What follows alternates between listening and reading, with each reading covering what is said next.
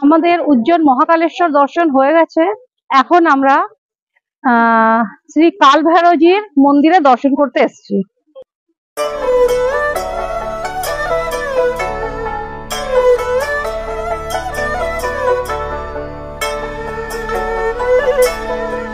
আমাদের হাতে মদিরা রূপে কাল ভৈরবের প্রসাদ। এখানে প্রসাদ হিসেবে এই মদিরা চড়ানো হয় বা নিবেদন করা হয়, এবং এটা দেখা যায় যে সম্পূর্ণ মদিরা কাল ভৈরব গ্রহণ করে নিয়েছেন। কোনো বিজ্ঞানী এখন অব্দি এর কোনো বিশ্বাসযোগ্য সমাধান খুঁজে পাননি, কিন্তু এটা এখনো চলে আসছে। আমরা এই মুহূর্তে মদিরা প্রসাদ নিবেদন করে কাল ভৈরব মন্দির থেকে বাইরে বেরিয়েছি। আমরা এখন শান্তিপনী আশ্রমের সামনে দাঁড়িয়ে আছি।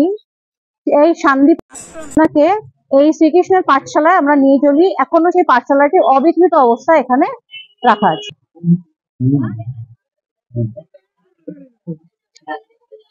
আমরা এসে গেছি সেই কৃষ্ণ, বলরাম ও সুদামা সখার পাঠশালার সামনে। এখন আমরা এই পাঠশালায় ঢুকবো।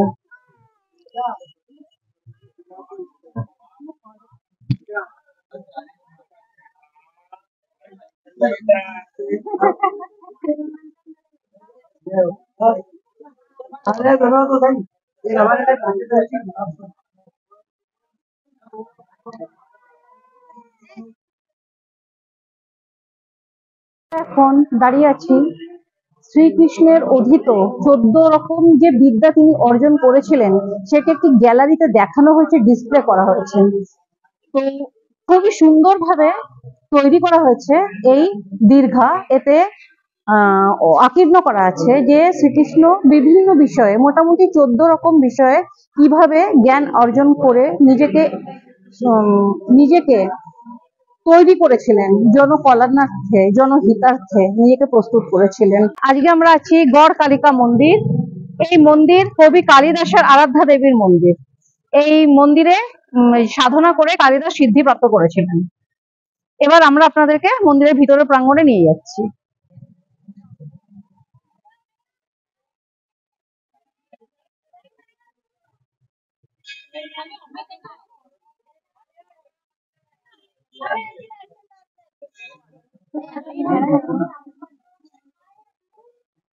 গড়কালিকা মন্দিরের গর্ভগৃহে প্রবেশ করছি।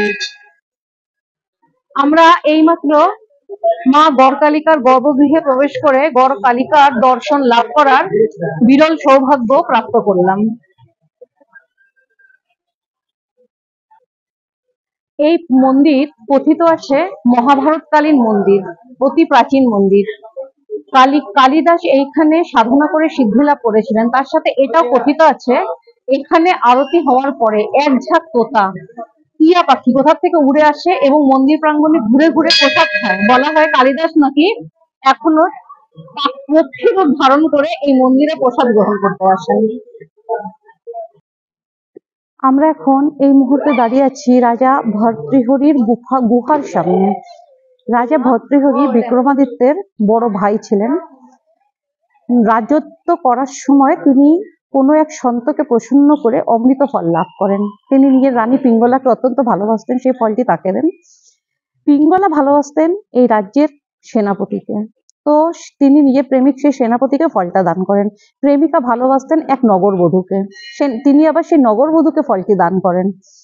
নগরবধূ ভাবেন যে এই অমৃত ফলে আমার কি কাজ, আমি বেঁচে থাকলে আমাকে ঘৃণিত কাজ করে জীবন ধারণ করতে হবে, রাজাকে এই ফলটি দেওয়া যাক। রাজা যদি দীর্ঘায়ু হন, নিরোগ থাকেন, অমরত্ব লাভ করেন, তাহলে দেশের ও জনসমূহের অনেক কল্যাণ হবে। সেই ভেবে তিনি সেই রাজাকে আবার ফলটি দিয়ে দেন। তখন রাজা জানতে পারেন যে রানী পিঙ্গলাকে তিনি অত্যন্ত ভালোবাসতেন সে তার সাথে বিশ্বাসঘাতকতা করেছে। এই বিশ্বাসঘাতকতার ফলস্বরূপ রাজার মনে বৈরাগ্য উৎপন্ন হয় এবং রাজা বিক্রমাদিত্যকে রাজপাট দান করে এইখানে এসে গুহা নির্মাণ করেন এবং গোরক্ষনাথ মহারাজের সান্নিধ্য লাভ করেন। গোরক্ষনাথ মহারাজ তাকে ধর্ম বিষয়ে অনেক জ্ঞান দেন এবং রাজা ভর্তৃহরি এখানে সাধনা করে সিদ্ধি প্রাপ্ত করেন এবং মরদেহ ত্যাগ করেন। এখানে আশ্রমের গোশালায় আমরা গরুদেরকে চারা খাওয়াতে এসেছি।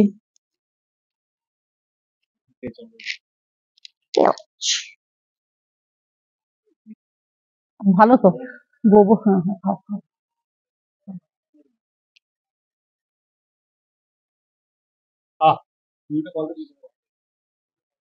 আহ আহ আহ, সব দিয়ে দাও, এদেরকে একটু একটু দিয়ে দিই।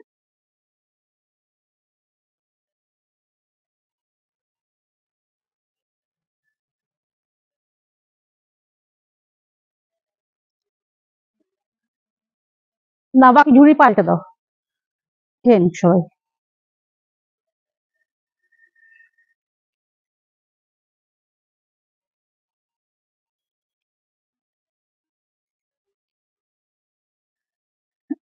ভর্তৃহরির গুফার পথে হনুমানজি।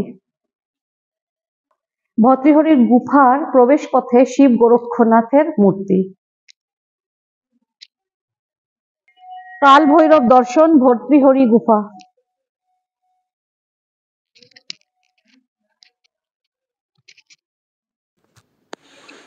ভর্তৃহরি গুহা থেকে বেরোনোর রাস্তা, প্রস্থান পথ, ঠিক তার পাশে একটি স্থাপত্য, এই স্থাপত্য পুরাতাত্ত্বিক।